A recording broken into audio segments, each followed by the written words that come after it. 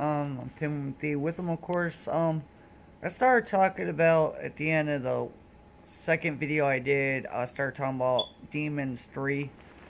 I talked about how in the film there's only two really likable characters, and then really two likable characters, and then I talked about how um these four characters end up picking up these two girls whose car broke down due to Angela using magic, and then I talked about how these four individuals end up in a shootout at a store due to one of their friends trying to buy liquor illegally.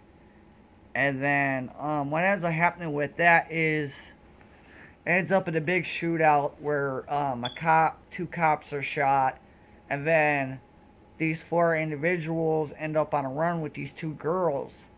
What ends up happening is they end up at Hall House, and that's where Angela starts killing them off and turning them into demons. There's only two real likable characters. One of the girls you really kind of like, but at times you really hate her character.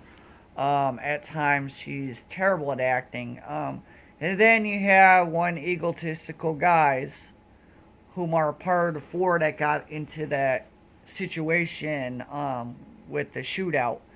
And you only care about one of those guys. Here's the thing. I can understand why people don't like this third film because, there's only two likable characters when in the other films, 1, 2, and 3, and even a remake, you have like 4 to 5 characters you actually care about. And yeah, even though these two characters are likable at the same time, they're not likable at times. This third film, it wasn't terrible. I enjoyed the death scenes of the film. That's the main thing I did love. Here's the thing. I don't think that their film was absolutely terrible. It was entertaining as far as the death scenes go. But they could have done better with the characters. The storyline plot was decent, but you had the terrible acting in this third film. Which is why people didn't like it. Now on to the 2000 remake of Night of the Demons, starring Edward Furlong. This movie begins with the explanation of how the evil began at Hull House and how the original owner of Hull House, a woman, ended up conjuring up a spirit that she thought was just a regular spirit. She conjures it up in order to put a spell on a man she loved, so that way he would fall in love with her. What ends up happening is the man becomes possessed by a demonic spirit and infects others.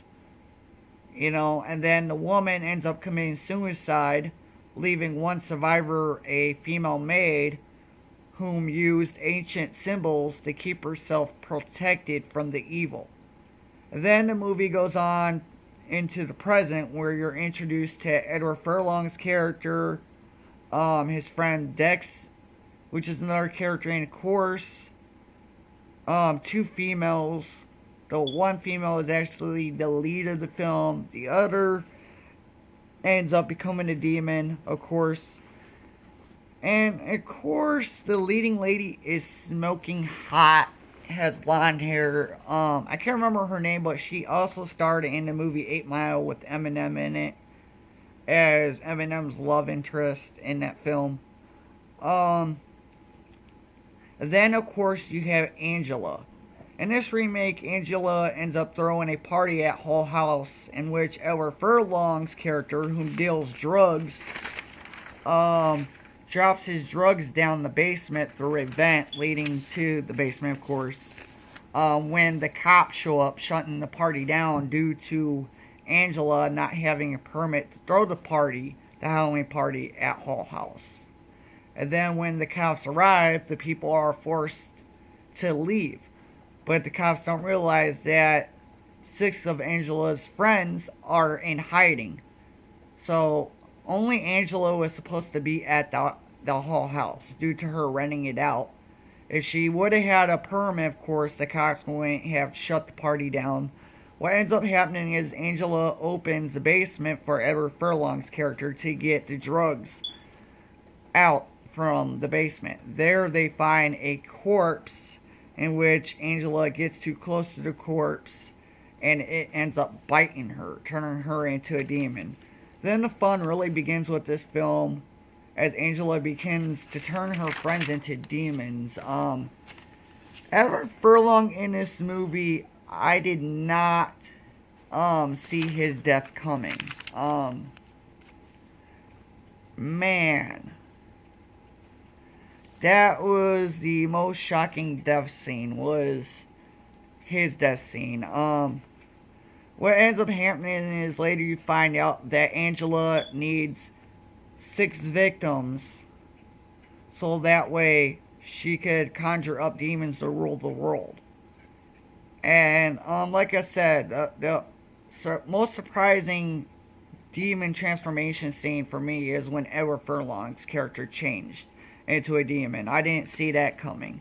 In this film, there's only one survivor. Now, I won't say who, but you can only take a guess at that. I'm not going to tell you who. This remake was done by a different director than the first film.